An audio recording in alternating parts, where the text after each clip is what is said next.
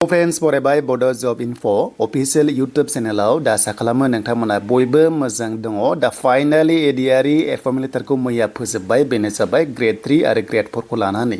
दा बेयाव मोनसे गोदान आपडेट फोसावदों सिमा बेनो जाबाय एडिआरइ 3.0 फैगोन आरो माब्ला फैगोन बेनि सायाव नोंथांमोना फोरमायगासिनो दङ आसाम पुलिस पिएचडि माब्ला जागोन इलेक्सन सिगां जागोन ना जाया आरो माखासे कैंडिडेट रिजेक्ट जासिगोन दा मानो जागोन आं नोंथांमोना फोरमायगासिनो दङ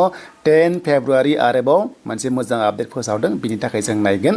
दा जियानो जा बड' जब इनफ' इउटुब चेनेलाव जायफ्रानोखि गोदानै फैदों साबस्क्राइब खालामना ला जाहाथे लेटेस्ट आपडेट बर' रावजों नोंथांमोना मोननो हायो दा जों थांग्रोनो फार्स्टआवनो आसाम पुलिसनि अफिसियेल वेबसाइटआव दा जों फैबाय आसाम पुलिसनि अफिसियेल वेबसाइटआव जाय फंबाय बिनानावमोना प्रेक्टिस खालामगासिनो जोबोर मोजांनि बाथ्रा प्रेक्टिस खालामबाय था जियानो जा बेखौ नांखागौ दानि मोनसे इम्पर्टेन्ट आपडेटआ बेनो रेजेक्ट जागोन माखासे कैंडिडेट्स दा गोबां भिडिअ होसेयावबो एबा गाइडलाइन्स मोनसेयावबो माखासे मिस्टेक खालामबाय बेनो जाबाय जि पस्टआनो जा कनस्टेबल जा जायखिजाया आसाम पुलिसनि आन्डाराव नोंथांमोना मोनसे खामानि मावनांगौमोन बेनो जाबाय देग्लायनाय सिस्टेमा चेन्ज जादों पिडिएफ खालामनांगौ कम्बाइन पिडिएफ खालामनांगौ माने सिंगल पिडिएफ खालामनानै मोननै हरनांगोन जेरै पास सार्टिफिकेट आरो मार्कशीट नोंथांमोना खनसेनो कम्बाइन खालामनांगोन आरो लोगोसे एमप्लयमेन्ट एक्सचेन्जआ आपडेट जानांगोन एबा एक्टिभ थानाय जानांगोन होमबासो बाव एक्सेप्ट जागोन नङाबा फिजिकेल टेस्टनि थाखाय नोंथांमोना एडमिट मोननाय नङा बेखायनो लास्ट डेटआ 16 जानुवारिमोन फैथारगौ आरो मिस्टेक खालामबावनांला जायनाखि एप्लाइ खालामाखै जुदि मिस्टेक जादोंब्ला नोंथांमोना अनलाइन डेट जोबनायनि 16 जानुवारि उनाव सानबा टाइम मोनगोन बाव नोंथांमोना एडिट खालामनानै लानो हागोन नाथाय आं सानो नोंथांमोना गुबुन मबाइल नाम्बार दङबा एक्सट्रा खालामना ला मानोना वेबसाइटखौ नेबाय थानाङा बावहाय नोंथांमोना एडिट खालामनो मोनगोन नाथाय नोंथांमोना बावहाय जुदि मबाइल नाम्बार मेल आइडिफ्रा जुदि गुबुन दङबा बेजों थाबैनो खालामना ला नोंथांमोना टेक्निकेलि इसु मोननो हागौ उनावहाय आरो जुदि बेबायदि मार्कशीट आरो नोंथांमोना जिनोखि फार्स्ट सार्टिफिकेट कम्बाइन खालामनानै हराखैबा 100% नोंथांमोना रिजेक्ट जागोन मानोना गाइडलाइन्सआ बुंखादों नोंथांमोना बेखौ फल' खालामनांगौमोन खायसे खालामाखैबा दाथ' बेखिनि दङ नाथाय बारायनोबो हागौ उनावहाय दा जियानो जा थ' नोंथांमोना फिजिकेल टेस्ट होनोबा सिमा मोनसे मैया बुंदों जे मागो जोबनाय लोगो लोगोनो इलेक्सनखौ फोसावसिगोन होननानै अब्ला थांनाय बाराव 27 फेब्रुआरियावनो एमसिसि नांदोंमोन अब्ला थ' जुदि फेब्रुआरियाव बिथांमोना खालामोबा हमना ला फेब्रुआरिया 30 डेज हमना ला गैया एक्सुअलि जास्ट 28 ल'सो दंबावो देन बिनि गेजेराव फिजिकेल टेस्ट कन्डाक्ट खालामगोन ना खालामा थ' एसे साननांसिगोन बाट जुदि फेब्रुआरियाव फिजिकेल टेस्ट जायाबा बियो गोबां लेट जानो हागौ मानोना इलेक्सनाव सोर फैगोन फैया सरकारा बे उननि बाथ्रा नाथाय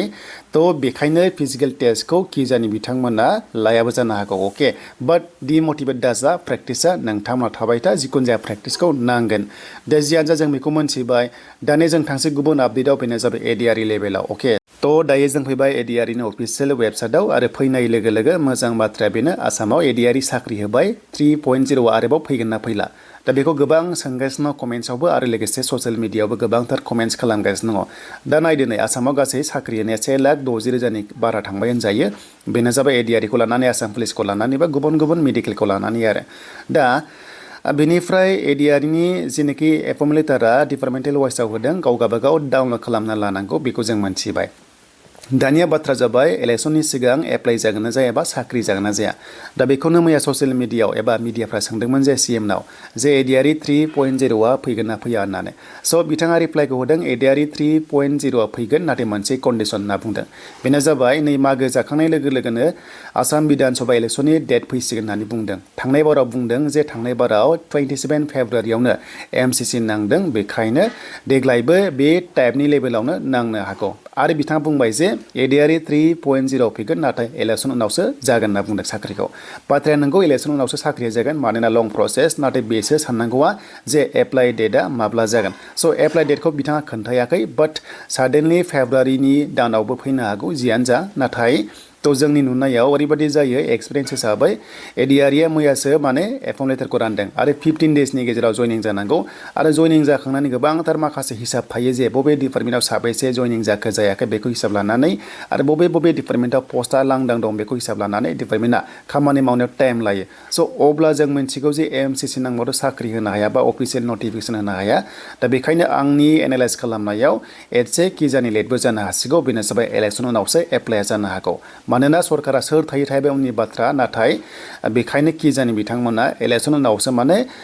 एप्लाइखौ जाहोनो हागौ नाथाय एग्जामाथ' एसे लेट जाखागोन दा जियानो जा आसा खालामो जुदि इलेक्सननि सिगां एप्लाइ जाबाथ' मोजांनि बाथ्रा दा सरकारा मा आखायाव लायो बे उननि बाथ्रासै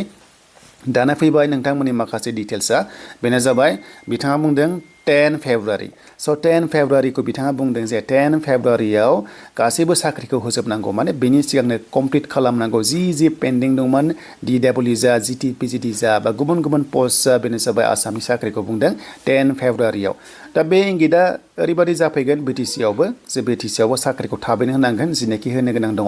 बेखायनो BTC-नि टेटआ साख्रिया थाब मोनगोन जानुवारि लास्ट सप्ताहफ्राव मोनगोन आरो लोगोसे जिनेखि ग्रेड 4 बाइबा टेस्ट होनाय बेबो थ' मोननाय चान्सआ दङ नाथाय जेनेखि फेब्रुवारिसिम 27सिम जुदि टाइम मोनोब्ला ग्रेड 3 जेनेखि BTC बेबो मोननाय चान्सआ दं रिजाल्टआ आरो नाथाय एपइन्टमेन्टआ एबा जइनिंआ इलेक्सन उनाव जानाय चान्सआ दङ दा बे आसामाव सोर सरकार दायो दा बेजों मेटार नङा BTC-आ जाबाय एक्सट्रा बेखायनो BTC-आ साख्रिखौ होनो हागोन